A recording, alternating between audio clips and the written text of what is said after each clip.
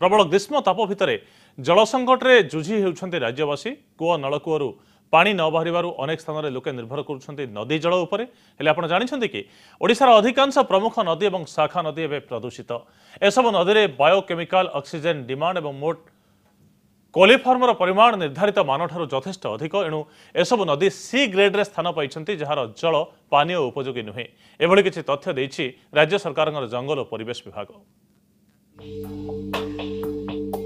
ओडिशार 9टी प्रमुख नदी और शाखा नदी रे बढ़ी चली प्रदूषणर मात्रा।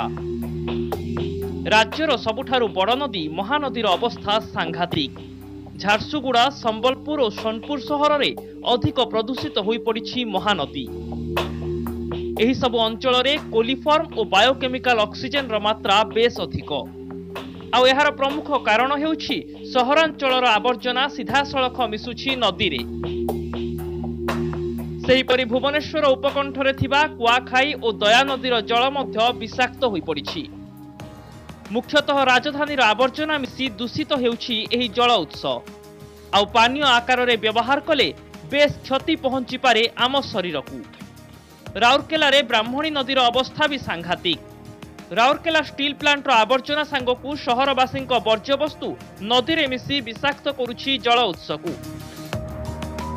राउरकेलावासी जल संकट रे जुझी हेउथुबा बेले विषाक्त पानी आउ एक मुंडबिंधार कारण होइछि। आहुरी मध्य प्रदूषित नदी तालिका रे रहिछि ऋषिकुल्या, सुवर्णरेखा, काठजोड़ी, बुढ़ा बलंग, सालंदी भली प्रमुख नदी। एही सबु नदी एबे सी कैटेगरी रे।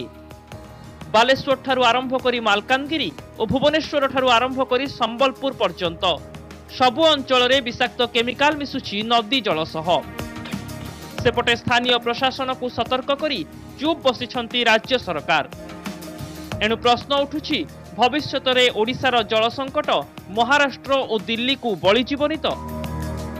ब्यूरो रिपोर्ट, कनक न्यूज।